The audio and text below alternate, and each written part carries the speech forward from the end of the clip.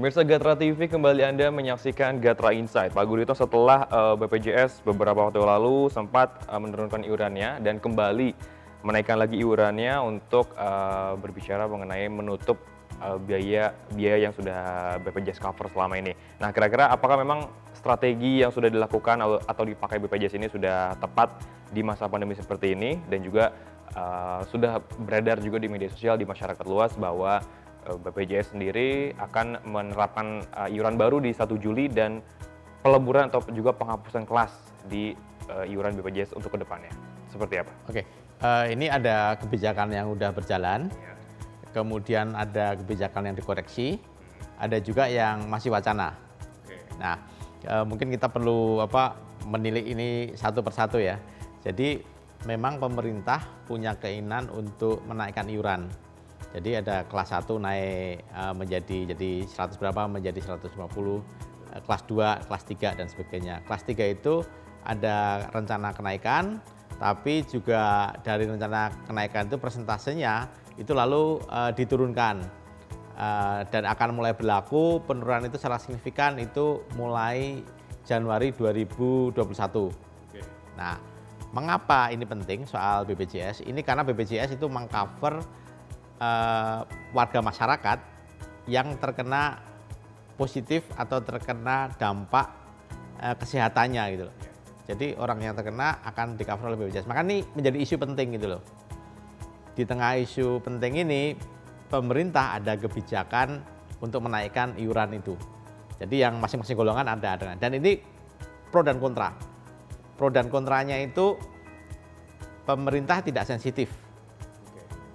Di tengah pandemi, dampak ekonominya ada, kok menaikkan kebijakan itu, iuran itu. Tapi juga ada celutukan juga dari para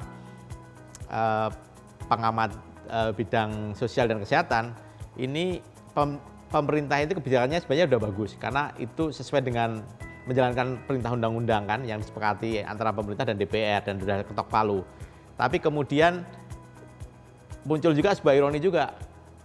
Jadi masyarakat kalau disuruh membayar iuran, ogah-ogahan, malas dan sebagainya. Tapi kalau misalnya dia jajan, merokok dan sebagainya, uang dihabiskan untuk hal yang non medis, itu enak aja gitu loh. Tapi diajak untuk disiplin dalam hal untuk kesehatan diri sendiri, itu moh ogah, berkelih dan sebagainya gitu loh.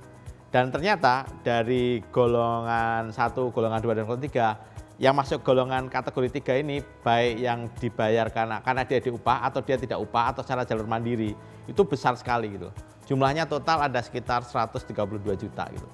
Ini terungkap karena pada akhirnya di tengah banyak pro dan kontra dan sebagainya, di mana pemerintah nggak sensitif tapi terhadap masyarakat, tapi masyarakat sendiri juga tidak mau berkaca diri untuk juga memperhatikan faktor kesehatannya, terutama dalam hal iuran,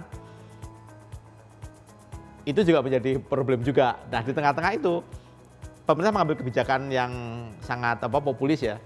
Jadi selama 6 bulan ke depan, itu untuk yang golongan 3 itu di cover atau masyarakat tidak usah bayar iuran selama 6 bulan, sampai Desember 2020. Dan uangnya itu diambil dari APBN, kemudian juga dari APBD juga ada, jadi di mix gitulah. Dan total jumlahnya sampai hampir 40 triliun lebih ya hitung-hitungannya dari itu semua. Karena per bulan itu rata-rata itu iurannya itu bisa sampai 6 triliun per bulan. Dan ini kalau misalnya sebenarnya kan pemerintah kebijakan menaikkan iuran itu kan satu, supaya nggak defisit aja lah.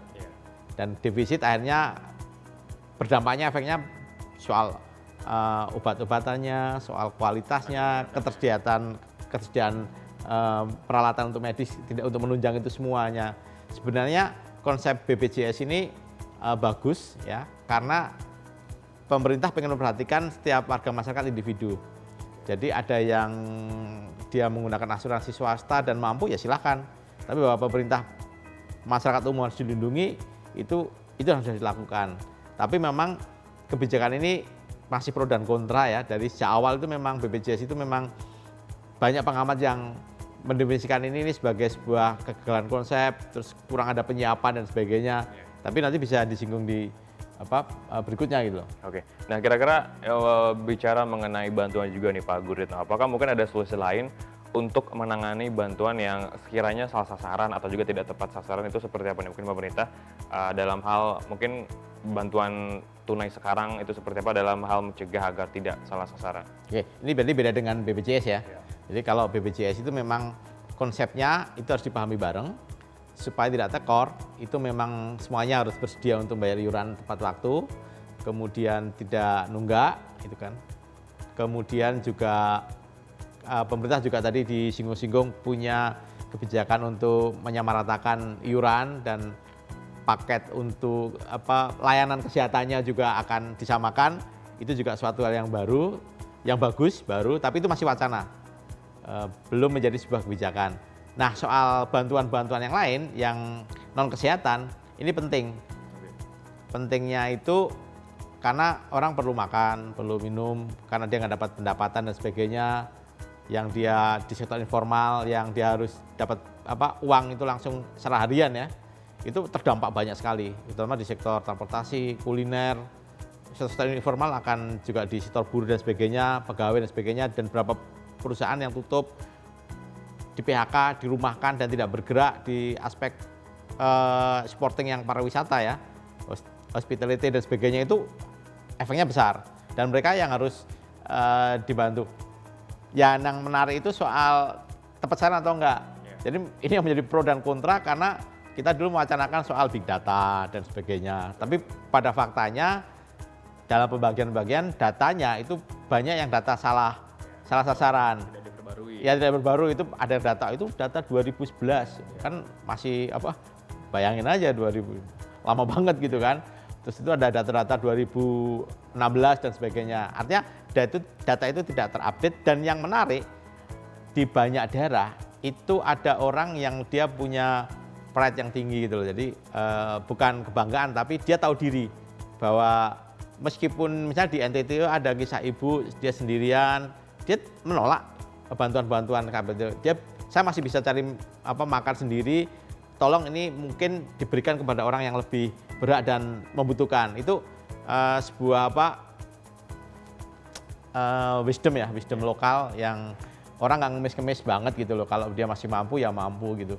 Tapi memang teori yang dikembangkan dan prakteknya ya, lokal itu memang Indonesia memang bagus gotong royongnya. Jadi ada hashtag tengok tetangga kiri kanan dulu gitu loh. Jadi apakah dia tercukupi atau enggak? Yang enggak tercukupi, tolong dong satu keluarga bantu satu keluarga, satu orang bantu satu orang gitu.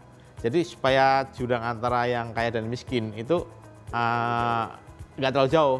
Ya kalau bisa berbagi sebelum bansos ada, ya berbagi. Jangan sampai orang sampai nggak bisa makan, sampai kelaparan, dan itu akhirnya memicu tindak-tindak kejahatan yang malah justru tidak diinginkan gitu loh.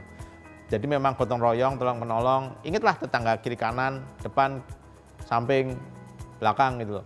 Dan memang harus terbuka juga. Dan sekarang kan medsos dan sebagainya itu di lingkungan-lingkungan RT RW kan ada, dan itu sangat menolong sekali untuk Indonesia. Dan yang namanya ikatan sosial dan sebagainya itu nggak dilakukan lagi lah.